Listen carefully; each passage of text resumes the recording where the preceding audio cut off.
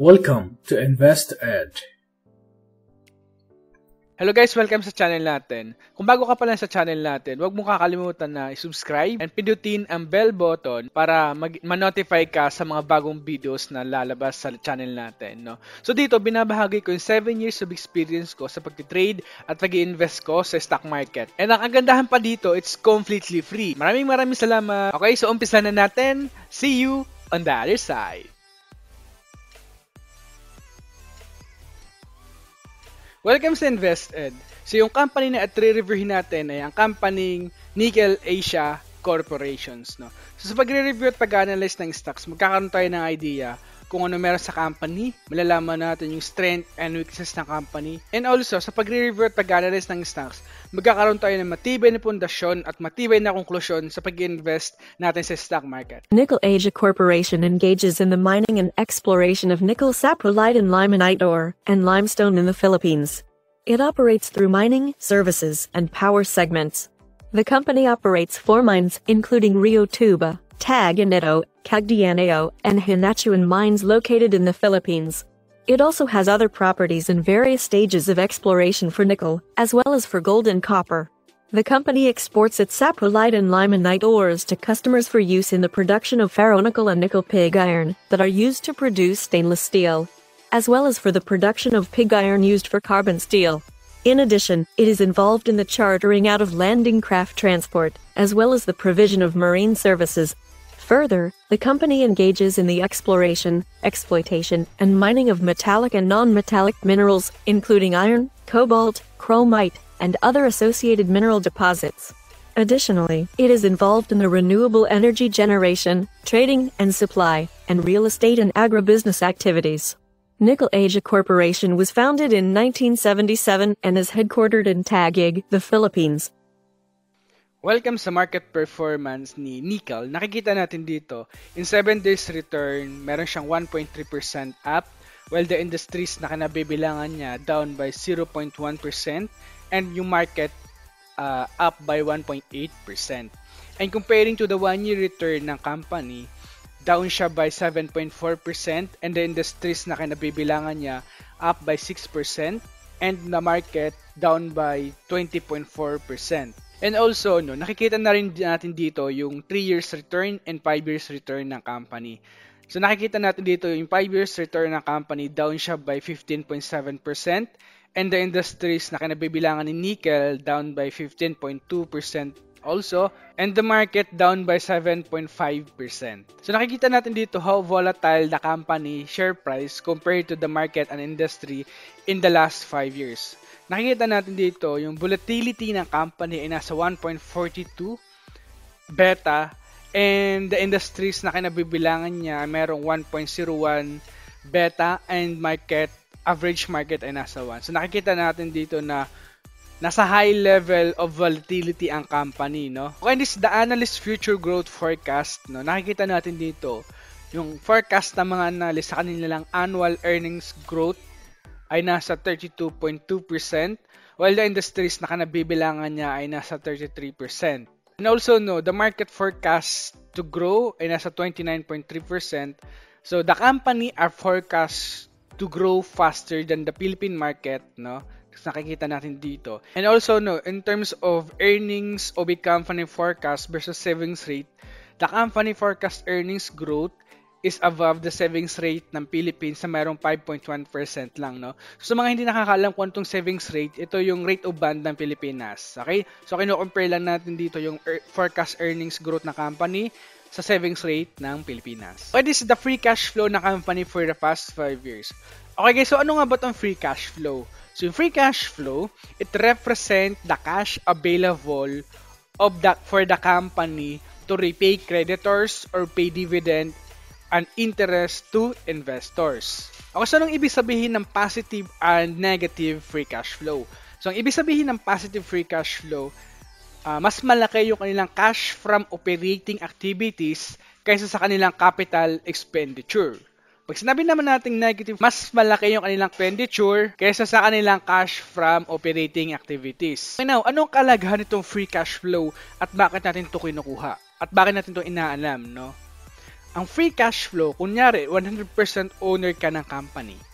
Anong ibig sabihin sa'yo ng free cash flow? Ang ibig sabihin nito, ito na yung pang-travel mo, ito na yung pwede mong ipang-save, ipang-reinvest sa company, whatever you want to do sa free cash flow, ito na yon. Now, as shareholders na company, anong ibig sabihin nitong free cash flow sa atin? Ang ibig sabihin nito, kunyari nagbibigay ng dividendo yung company, tapos puro negative yung free cash flow. Paano sila makapagbigay ng dividendo kung negative yung free cash flow nila? The chances are, mangungutang sila para lang makapagbigay ng dividendo. That's a negative sign para sa mga investors, no? And also, no, may mga companies kasi na mayroong earnings but there's no free cash flow or negative free cash flow ang company. So that's a negative sign also. Meaning nun, something na nangyayari sa loob ng company. Ayun yung ayaw nating makita, no?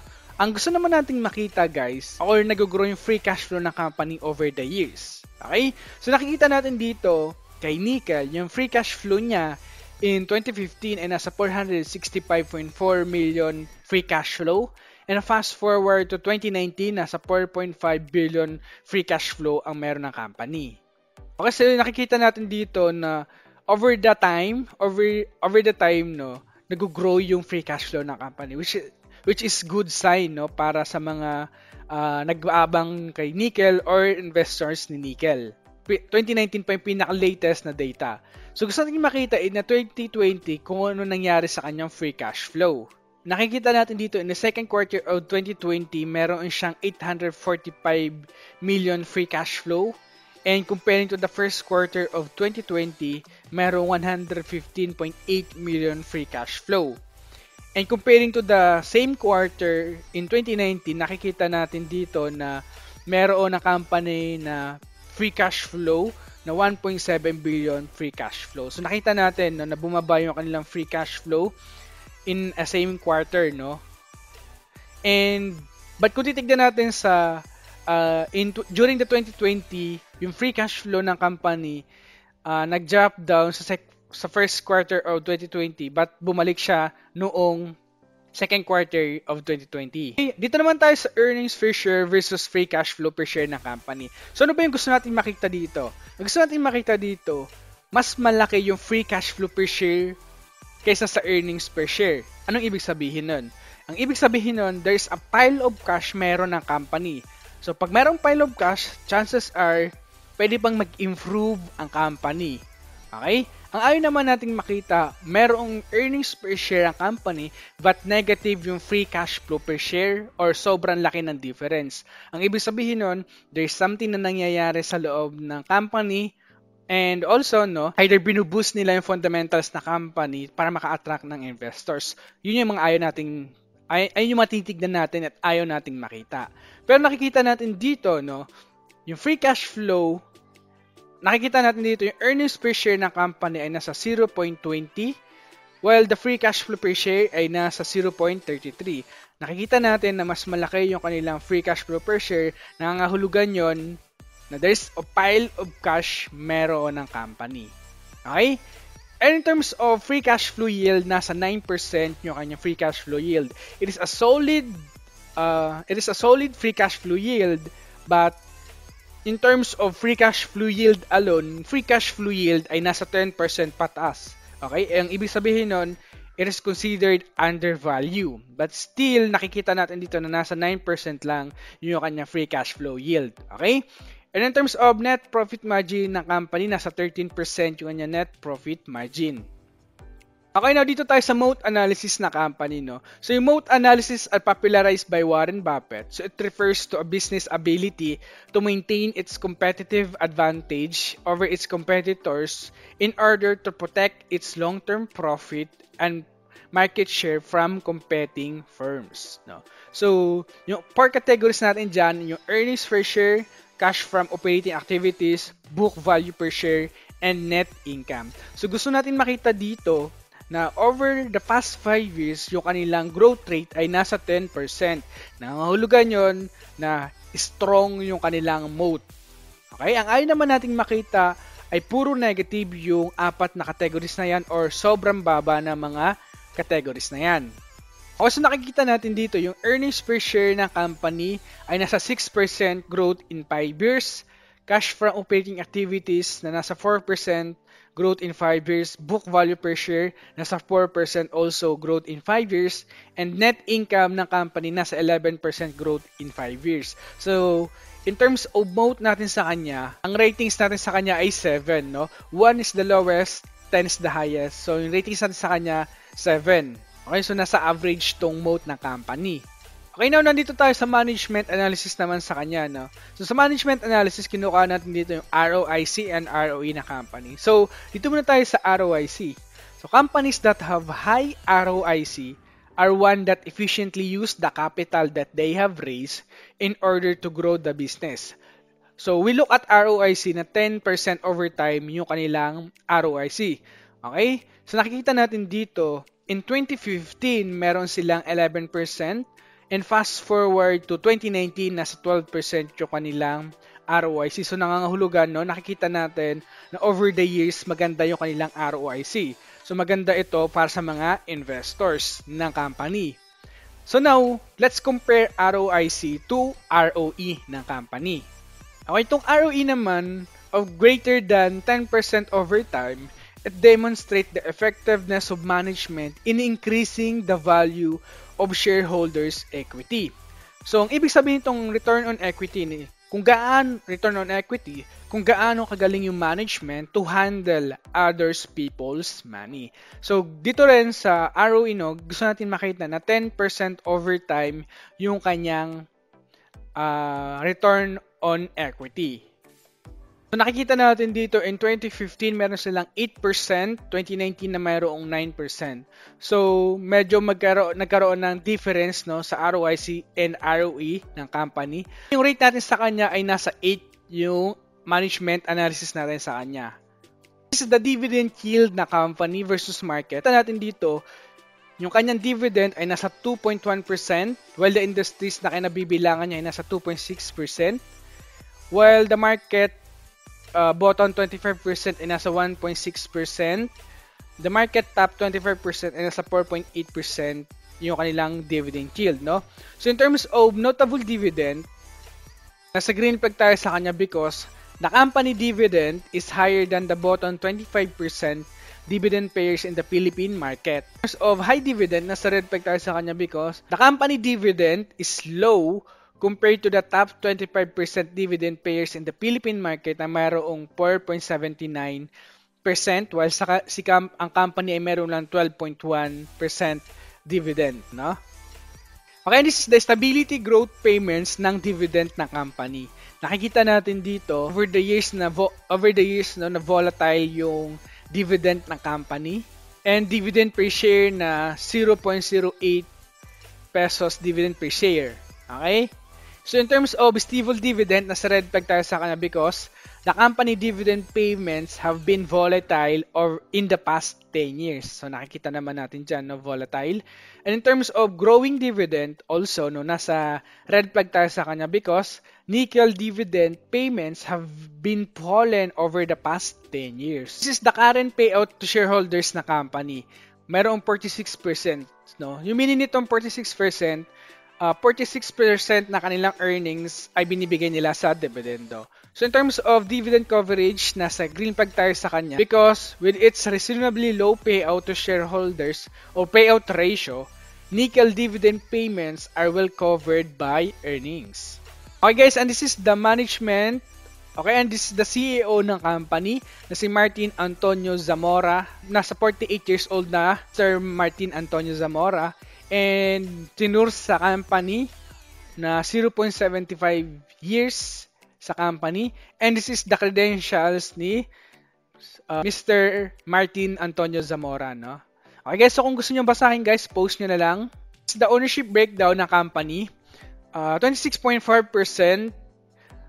came from public companies, 31.1% general public, 39.3% came from private companies, 2.4% came from institution, individual insiders 0.6%.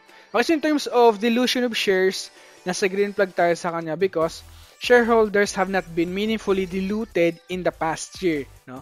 So, yung meaning itong diluted shares o dilution shares, kapag nag-i-issue ng shares yung company or nagre-raise ng shares ang company, bumababa yung ownership percentage ng mga shareholders ng company. Okay, this is the top shareholders na company. 26.52% owned by Sumitomo Metal Mining Corporation and merong current value na 13.6 billion. Okay, and this is the rest of top shareholders ng company. Okay, in terms of financial position, analysis natin sa kanya. So in terms of short-term assets, meron siyang 21.3 billion short-term assets and short-term liabilities na nasa 10.5 billion short-term liabilities. Now, ano yung meaning ng short-term assets para mas lalo nating maintindihan?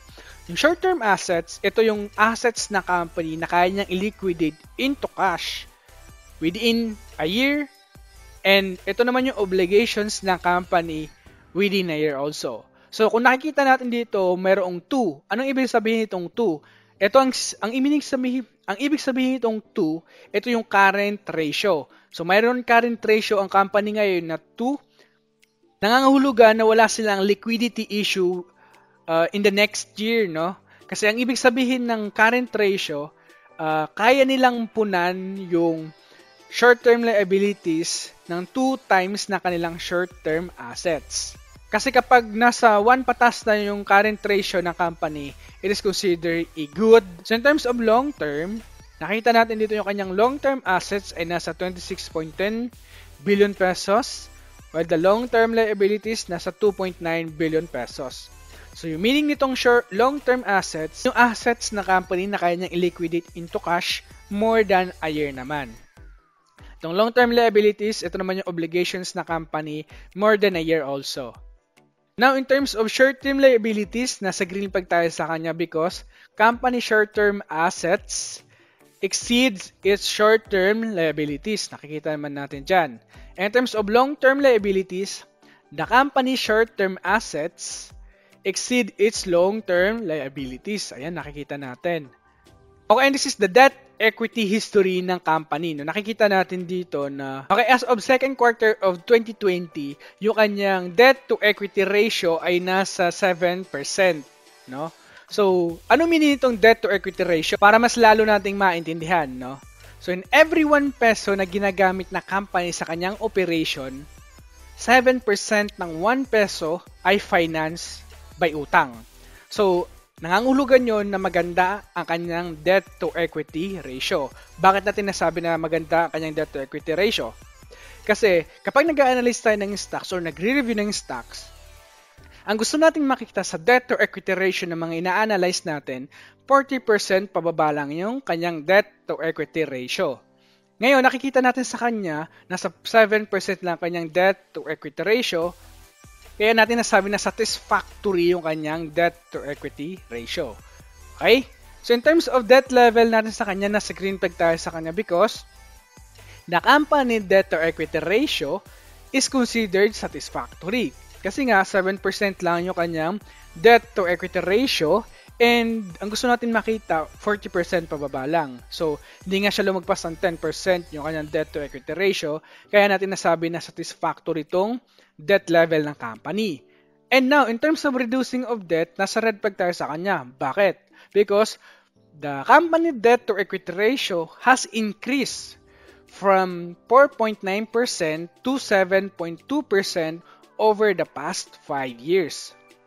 No? So, nag-increase yung kanyang debt to equity ratio, but still, yung 7.2 na yan, it is considered a low and satisfactory debt to equity ratio. Okay? So in terms of debt coverage, nasa green flag also tayo sa kanya because the company debt is well covered by operating cash flow 218.4%. Okay?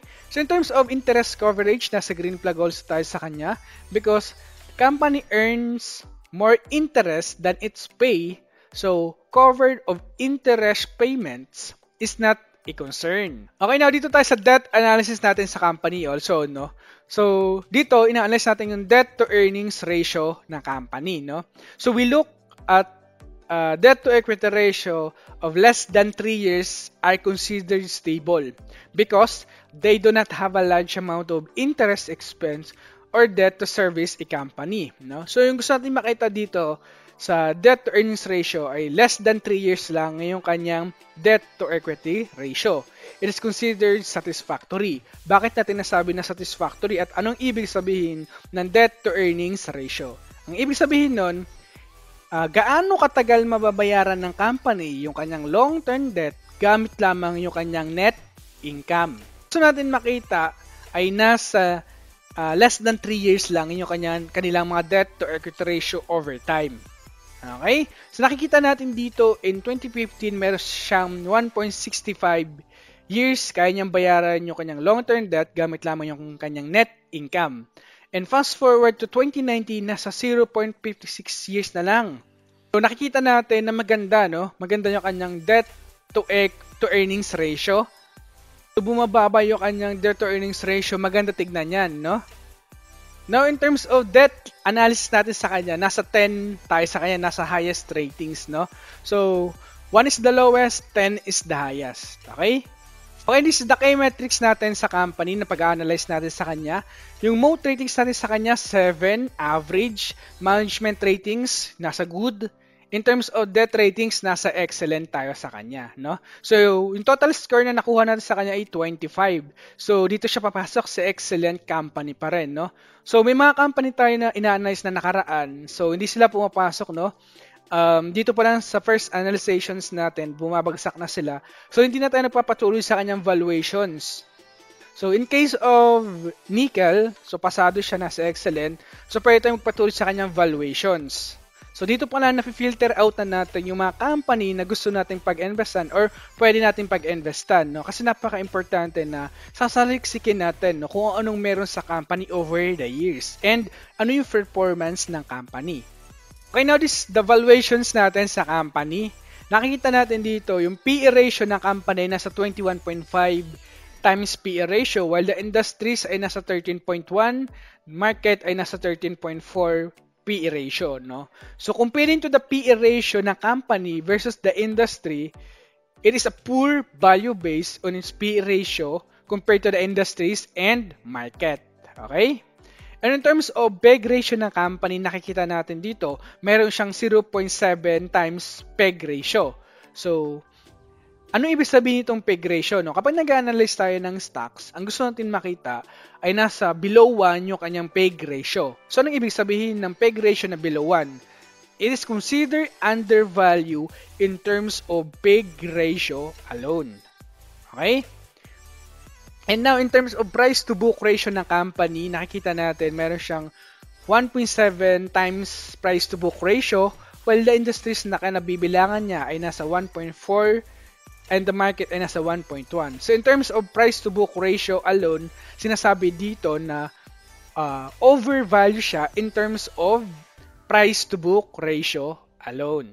Okay, now, ano ba yung intrinsic value ngayon ng company? So, guys, no, kung wala pa kayong Excel sheet na katulad nito, comment down below your email address para mabigay ko ito sa inyo ng libre, no, para magamit nyo rin. May mga tutorial naman tayo, may tutorial tayo nito kung paano gamitin, no. So, hanapin nyo lang sa video natin yung tutorial natin na Excel sheet natin walkthrough. So, inisa-isa natin kung paano gamitin yung Excel sheet, okay? Okay, now dumako tayo sa forecasted net income ng company. Okay guys, so hanapin muna natin yung forecasted net income ng company for 2020. Forecasted net income ng company in 2020 ay nasa 3 billion forecasted net income, no? So ito yung gagamitin natin para makuha yung intrinsic value ng company. Now, yung susunod natin kukunan ay average PE ratio ng company for the past 5 years. Okay, this is the PE ratio ng company for the past 5 years. So i-average lang natin to. Okay guys, yung average PE ratio ng company for the past 5 years ay nasa 13.4. Okay? So guys, no, kung wala kayong BPI trade, pwede nyo naman gamitin yung MSN Money. So type nyo lang yung stock code, so lalabas na yung company na gusto nyong hanapin yung PE ratio.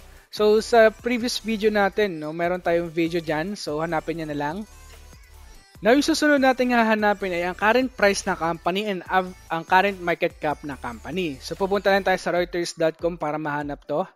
Okay guys, now welcome sa Reuters.com. So, nakikita natin dito yung kanyang current price. Ng time na ina-analyze natin to ay nasa 3.76 pesos per share, and yung kanyang current market cap ng time na ina-analyze natin to ay nasa 51.2 billion pesos current market cap. So kukunin lang natin tong current market cap and tong current price niya.